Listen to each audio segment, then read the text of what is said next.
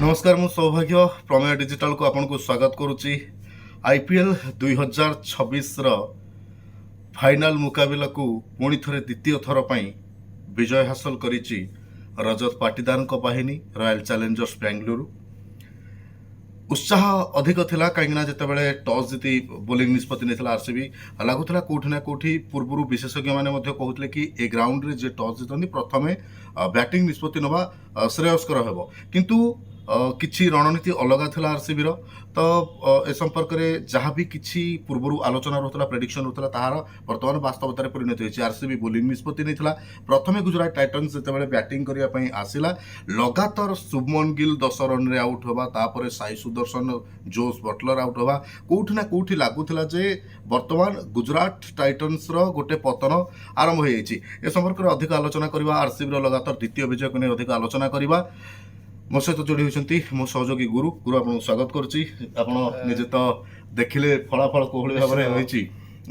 आम जदि प्रथम इनिंग्स कथा देखा आपको कौटि ना कौटि लगुला कि जिते साई सुदर्शन आउट है जिते शुभमन गिल आउट है कि पतन जो विकेट पतन गोटे पर गोटे चलला आपको लगुला कि विकेट पतन वर्तमान आरसीबी सफलता आड़ को टाणी नौ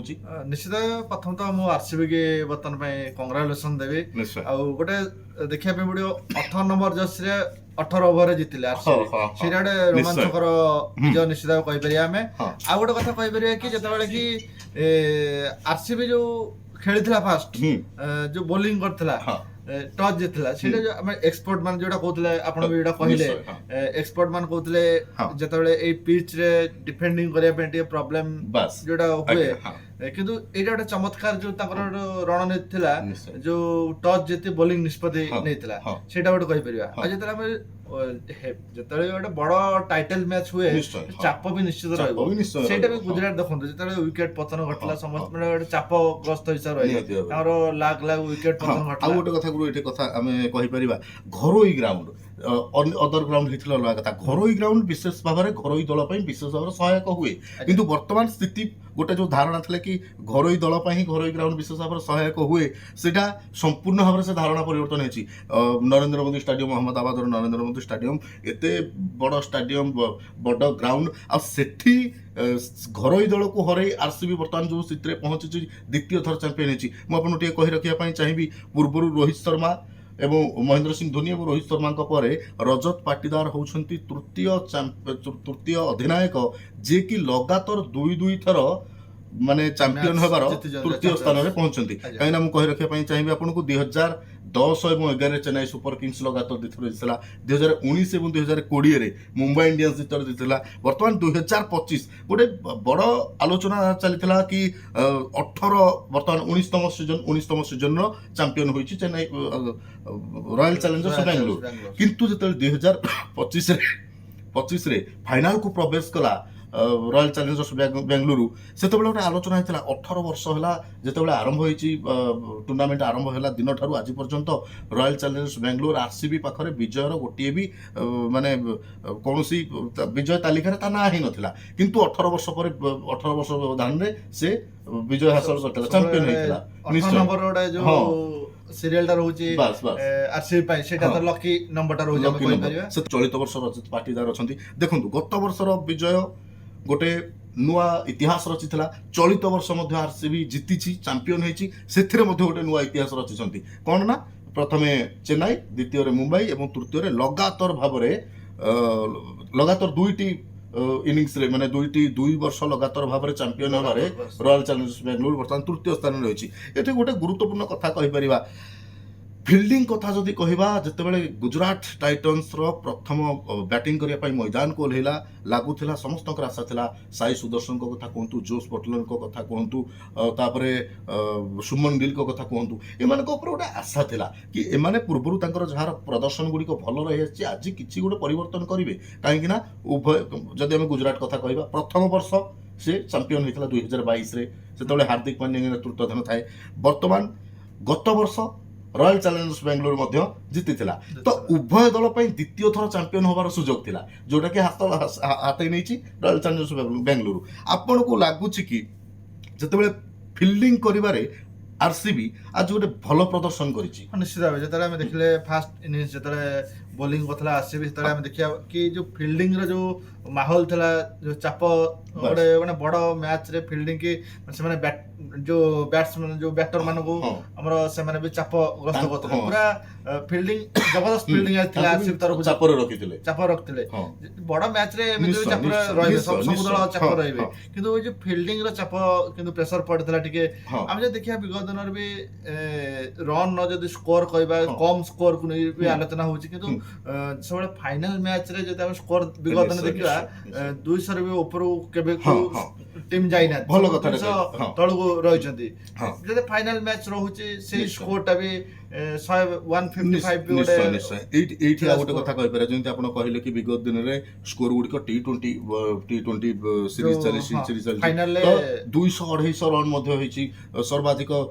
ଆପଣ ଯଦି ପଞ୍ଜାବ କଥା କହିବେ ବିଗତ ଦିନରେ 264-65 ରନ୍ କୁ ମଧ୍ୟ ସେମାନେ ବିଟ୍ କରିଛନ୍ତି କିନ୍ତୁ ଫାଇନାଲରେ ଉଭୟ ଦଳ ପାଇଁ ହିଁ ଚାପ ଥିଲା ବୋଲି ସିଧାସଳଖ ଆମେ କହିପାରିବା ସିଧାସଳଖ ଆମେ ଯୋଉଟା ଆପଣ ଯୋଉଟା କହିଲେ କି ଗୋଟେ ଗୋଟେ ମ୍ୟାଚ୍ ଜିତିଥିଲେ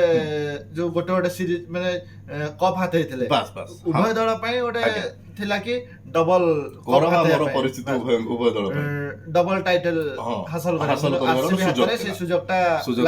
ଲାଗିଛି ତ ନିହାତି ଭାବରେ ବିରାଟ କୋହଲି ଇନିଂସ ଥିଲା ଆଜି ବିରାଟ ଇନିଂସ କହିପାରିବା ଶେଷ ପର୍ଯ୍ୟନ୍ତ ଲଢେଇ କରିଥିଲେ ଶେଷ ପର୍ଯ୍ୟନ୍ତ ନିଜ ଟିମ୍ କୁ ମାନେ ଜିତେଇକି ସାଙ୍ଗରେ ନେଇକି ଆଉ ଗୋଟେ ବଡ କଥା ଯେମିତି ଆପଣ କହୁଥିଲେ 18 ନମ୍ବର ଜର୍ସି 18 ନମ୍ବର ଓଭରରେ ହିଁ ବିଜୟ ସବୁଠାରୁ ବଡ ବିଜୟ ୟାଠାରୁ ଭଳି ଆଉ କୌଣସି ବଡ କଥା ହେଇନପାରେ ଏସବୁ ଭିତରେ ବିରାଟ କୋହଲିଙ୍କ ଯୋଗଦାନକୁ କୌଣସି ବି ପ୍ରଶଂସକ କେବେ ଭୁଲି ପାରିବେନି ଆଗାମୀ ଦିନରେ ସେ ବାଙ୍ଗାଲୋର ସହିତ ରହୁଛନ୍ତି ନ ରହୁଛନ୍ତି ସେଟା ତ ଆଗାମୀ ଦିନରେ ପରବର୍ତ୍ତୀ ସମୟରେ ଜଣାପଡ଼ିବ କିନ୍ତୁ ଏଇଟା ହିଁ ସତ କଥା ରଜତ ପାଟିଦାରଙ୍କ ଅଧିନାୟକତ୍ୱରେ ଗୋଟିଏ ଟାଇଟଲ ଜିତି ସାରିଛି ରୟାଲ ଚ୍ୟାଲେଞ୍ଜର୍ସ ବାଙ୍ଗାଲୋର ଆଜି ଜିତିଲା ଏବଂ ବିରାଟ କୋହଲି ମଧ୍ୟ ତାଙ୍କ ଆଇପିଏଲ୍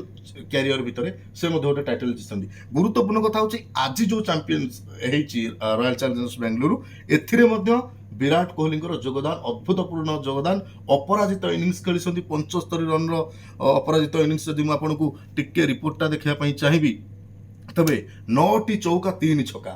9ଟି ଚୌକା 3 ଛକା ସହାୟତାରେ 75 ରନ୍ର ଅପରାଜିତ ଇନିଂସ ସବୁଠାରୁ ବଡ଼ କଥା ମ୍ୟାଚ୍ ବିଜୟୀ ଚାମ୍ପିୟନ ବିଜୟୀ ଛକା ହିଁ ସେ ମାରି ଲାଷ୍ଟକୁ ଆପଣ ଦେଖୁଥିବେ ଆମେ ଦେଖୁଥିଲେ କୋଭଳି ଭାବରେ ମାନେ ପ୍ରଶଂସକ ମାନେ ମଧ୍ୟ ମୋବାଇଲ ବାହାର କରିଦେଇଥିଲେ କି ସେ ମ୍ୟାଚ୍ ବିଜୟୀ ଛକାଟାକୁ କ୍ୟାପଚର କରିବା ପାଇଁ ତ କୋଉଠି ନା କୋଉଠି ବିରାଟଙ୍କ ଏମିତିରେ ବି ଫ୍ୟାନ୍ସ ବହୁତ ଅଛନ୍ତି ଆମେ ଦେଖୁଥିଲେ ଲାଷ୍ଟ ମୋମେଣ୍ଟ କୁ କରିବା ପାଇଁ ଲାଗି ପଡ଼ିଥିଲେ ପ୍ରଶଂସକ ମାନେ ହଁ ତ ନିହାତି ଭାବରେ ସ୍ୱତନ୍ତ୍ର ସମସ୍ତଙ୍କ ପାଇଁ ଆମେ ସବୁବେଳେ ବିରାଟ ହିଁ ସ୍ୱତନ୍ତ୍ର ତାଙ୍କ ସେ ପିଚ୍ କୁ ଓହ୍ଲାନ୍ତି ତାଙ୍କ ଦେଖିବା ପାଇଁ ଗୋଟେ ଅଲଗା ଝଲକ ଥାଏ ହଁ ନିଶ୍ଚୟ ଭାବରେ କ୍ୟାଚ୍ କଥା ଯଦି କହିବା ଆପଣ ଯେମିତି ଫିଲ୍ଡିଂ କଥା ଆମେ କହୁଥିଲେ ଗୋଟିଏ ବି ଗୋଟିଏ କ୍ୟାଚ୍ ମିସ୍ ହେଇଛି ଗୋଟେ ଫିଲ୍ଡିଂ ଭୁବନେଶ୍ୱର କୁମାରଙ୍କ ଦ୍ୱାରା ମିସ୍ ହେଇଛି କିନ୍ତୁ ଆପାତତଃ 99% ଫିଲ୍ଡିଂ ସବୁଠୁ ଭଲ ପ୍ରଦର୍ଶନ କରିଛି ରଜତ ପାଟିଦାର ଦୁଇଟି ମାନେ କ୍ୟାଚ୍ ଧରିଛନ୍ତି ଗୁରୁତ୍ୱପୂର୍ଣ୍ଣ କ୍ୟାଚ୍ ଯୋଉଠି ଯୋଉ ମ୍ୟାଚ୍ ବିଜୟୀ ଇନିଂସ କହିବା ଯୋଉ କଥାଟା ସେଇଟାକୁ ପୁରା କ୍ୟାପଚର କରିଥିଲେ ସେ କ୍ୟାଚ୍ କରି ନେଇଥିଲେ ସେଇଠି ବଦଳି ଯାଇଥିଲା ମ୍ୟାଚ୍ କାହିଁକି ନା ଆପଣ ଦେଖନ୍ତୁ ଜୀବନ ଦାନ ମଧ୍ୟ ଗୋଟେ ପାଇଛନ୍ତି ବିରାଟ କୋହଲି ଶେଷ ସମୟରେ ବିରାଟ କୋହଲିଙ୍କୁ ମଧ୍ୟ ଗୋଟେ ଜୀବନ ଦାନ ମିଳିଛି ଯଦି ବି ସେଟା ଆଉଟ୍ ହେଇଥାନ୍ତା ତଥାପି ବି ଆରସିବି ପାଇଁ ବିଜୟର ସୁଯୋଗ ଯଥେଷ୍ଟ ଥିଲା କିନ୍ତୁ ଗୋଟେ ଆଲୋଚନା ଚାଲିଲା ଯଦି 30 ରନ୍ ପୂର୍ବରୁ ବିରାଟ କୋହଲି ଆଉଟ୍ ହେଇଯାଇଥାନ୍ତେ ନିହାତି ଭାବରେ ଆରସିବି ଉପରେ ଚାପ ରହିଥାନ୍ତା କିନ୍ତୁ ତାକୁ ସଫଳତାର ସହିତ ଆଗକୁ ନେବାର ସଫଳତାର ସହିତ ଗୁଜରାଟ ଟାଇଟନ୍ସ ଶୁଭମନ ଗିଲ୍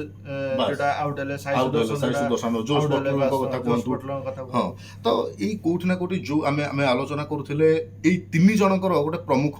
ଭୂମିକା ଥିଲା ଯେ କି ରନ୍ କୁ ଆଗକୁ ନେଇ ପାରିଥାନ୍ତେ କିନ୍ତୁ ସେତିକି ଦୁର୍ବଳ ପ୍ରଦର୍ଶନ বা ଆରସିବି ର ସୁଦୃଢ ପ୍ରଦର୍ଶନ କହିପାରିବା ଯୋଉଥିପାଇଁ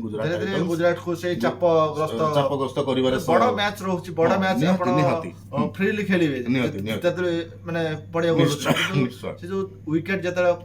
ପଡୁଛି ଆପଣଙ୍କ ଉପରେ ପ୍ରେସର ବି ରହିବ ଗୋଟେ ରନ୍ ର କେମିତି ରହିବ ଚେଜ କରିବା ପାଇଁ ଆପଣଙ୍କର ଅପର ପକ୍ଷକୁ ଯୋଉ ରନ୍ ଟା ଟାର୍ଗେଟ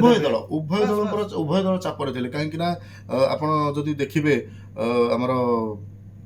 ପ୍ରଥମ ଇନିଂସ କଥା ଯୋଉଟା ଆମେ ଦେଖିଲେ ପ୍ରଥମ ଏକ୍ସପୋର୍ଟ ମାନଙ୍କର ଯୋଉଟା ଥିଲା କି ଏକ୍ସପୋର୍ଟ ମାନଙ୍କର